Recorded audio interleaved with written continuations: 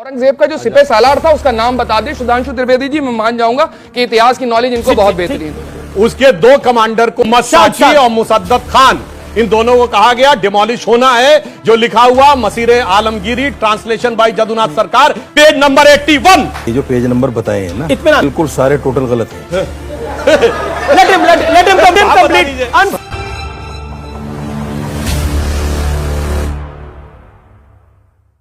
राम मंदिर को लेकर के विवाद हो रहा था तो उस वक्त अटल बिहारी वाजपेयी जी और लाल कृष्ण आडवाणी जी सब लोग यात्रा लेके चल रहे थे, कहते थे एक राम मंदिर का मसला दे दीजिए, उसके बाद कुछ नहीं। और फिर 1991 का प्लेसेस ऑफ वर्शिप एक्ट इसीलिए लेकर के आया गया कि अब इस देश के अंदर हिंदू मुसलमान मस्जिद मंदिर के नाम पर कोई विवाद नहीं होगा। उसको मानने के लिए तैयार नहीं हो रहे हैं। 1990 वर्शिप का जो प्लेसेस ऑफ वर्शिप एक्ट है उसको नहीं मानेंगे तो कोर्ट में नहीं माना वो तो। अरे नहीं कोर्ट, अरे आप कैसे कह सकते हो? 250-300 साल 350 साल के आसपास से वहां पर नमाज हो रही है।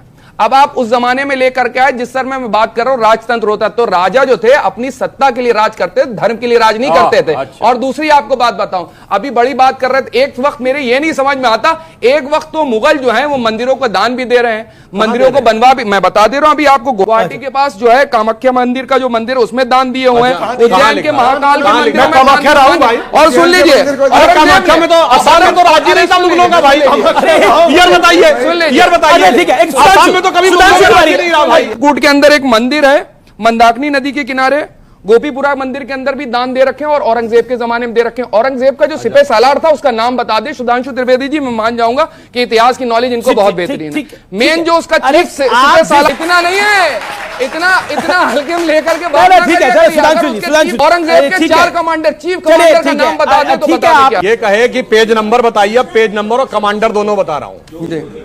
उसके 2 कमांडर को 6 अप्रैल 1669 मोहम्मद साची और मुसद्दत खान, इन दोनों को कहा गया डिमोलिश होना है। जो लिखा हुआ मसीरे आलमगीरी, ट्रांसलेशन बाय जदुनाथ सरकार, पेज नंबर 81। अब सुनो आगे, मई 1669, आगे सुनो, मई 1669 उन्होंने कहा कि फौज भेज दी गई, पेज नंबर 84। अब आइए, 2 सितंबर 1669 उसने आके कहा हुक्म की तामीर हो गई, मंदिर ढहा दिया गया, पेज नंबर 88। और सुनो, 1670 में कहा गया कि उन मूर्तियों को लाकर मस्जिद की सीढ़ियों पर लगा दिया जाए, पेज नंबर 95-96। आगे से ऐसे हवा में देखिए, गंभीर बात किया करिए, हवा में मत बोला करिए। मैंने कोड़ा मसीरे आलमगीरी, ट्रांसलेटेड बाय जदुनाथ सरकार, विद पेज नंबर। अब झूठ झूठ झूठ कुछ भी बोलने लगे। चीफ कमांडर का नाम नहीं बताया, हद होती है। अच्छा वो जो मैसेज आया औरंगजेब के चीफ कमांडर का नाम अनफेयर कर रहे हैं, अनफेयर है ये, अनफेयर नहीं मानेंगे नहीं ना। उसके चीफ कमांडर का नाम था, उसके चीफ कमांडर का नाम था जो पूरी फौज का निर्णय लेता था, चीफ कमांडर का नाम था जसवंत सिंह। ये जो पेज नंबर बताए हैं ना, इत्मीनान से बोलिए, बिल्कुल सारे टोटल गलत हैं। let him complete। अनफेयर है ये, let him complete। prove it। आप प्रूव करिए, मैं मौका दे रहा हूं आपको। आपका क्या रिएक्शन है? अब झूठ का कोई प्रूफ होता है? क्या प्रूफ? आप कह दीजिए मसीरे आलमगीरी में नहीं लिखा है। आप लिखिए कि मैं हलफनामा कोर्ट में देने को तैयार सबूत तो देंगे महाराज। झूठ मतलब आप कह रहे हैं किताब ही नहीं लिखी गई, वो नहीं किताब नहीं, ये जो बता अरे साहब इसीलिए तो नहीं सर्वे होने दे रहे हैं क्योंकि झूठ का प्रूफ नहीं होता है, सच का प्रूफ होता है, इसीलिए। अच्छा फिर क्या दिक्कत सिर्फ इनको है, कोर्ट क्यों गए? दिक्कत सिर्फ इनको है। क्या दिक्कत है?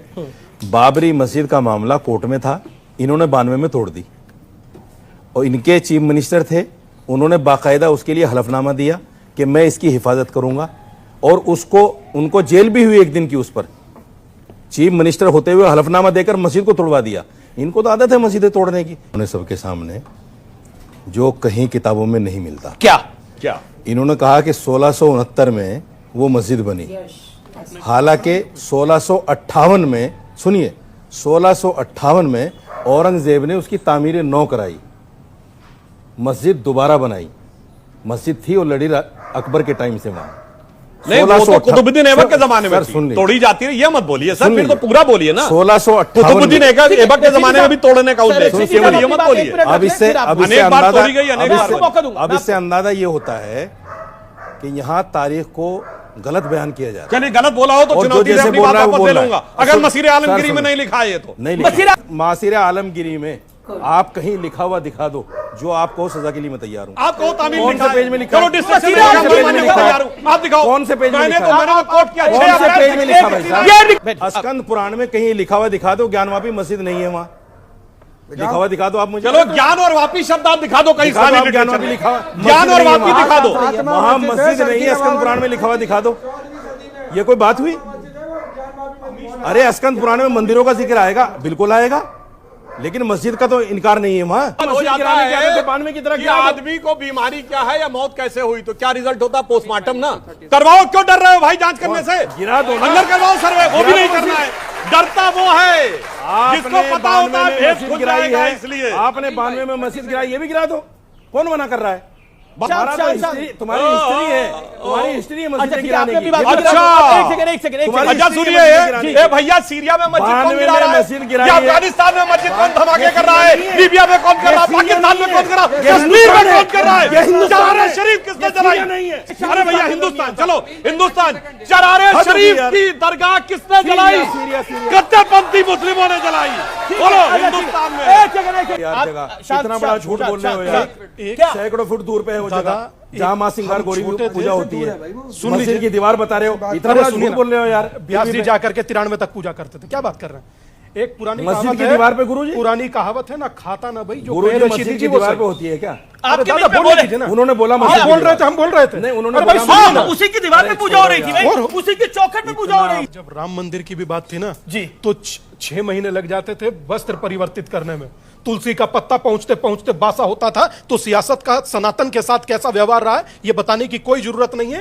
व्यास जी भी जिन्होंने केस लड़ा उन्होंने भी बताया, वहां पर मिले थे अभी जब काशी गए तो उन्होंने बताया इस बात को। बोले कि 93 तक जो अब लोग केस लड़ रहे हैं, 93 तक हम लोग पूजा करते थे महाराज जी, और कहीं कोई तकलीफ नहीं थी। अचानक से उठाकर हमको बाहर फेंका गया। अच्छा एक चीज मैं आप सबसे कहना चाहता हूं, आप सब लोग चीजों को समझते हैं, आप सब लोग पढ़ते भी संक्षेप में हैं जी। और हाँ गूगल भी आप लोग करते हैं कि मैकविल कर भूवैज्ञानिक थे, सिर्फ काशी को मापने आए थे, अभिमुक्त क्षेत्र को जब मापा दाएं बाएं से तो माप नहीं पाए। तो उस समय ये तथ्य है। एक प्रोफेसर राणा थे BHU के, उन्होंने कहा कि ज्ञान वापी को केंद्र में रखकर मापिए तब माप पाइएगा।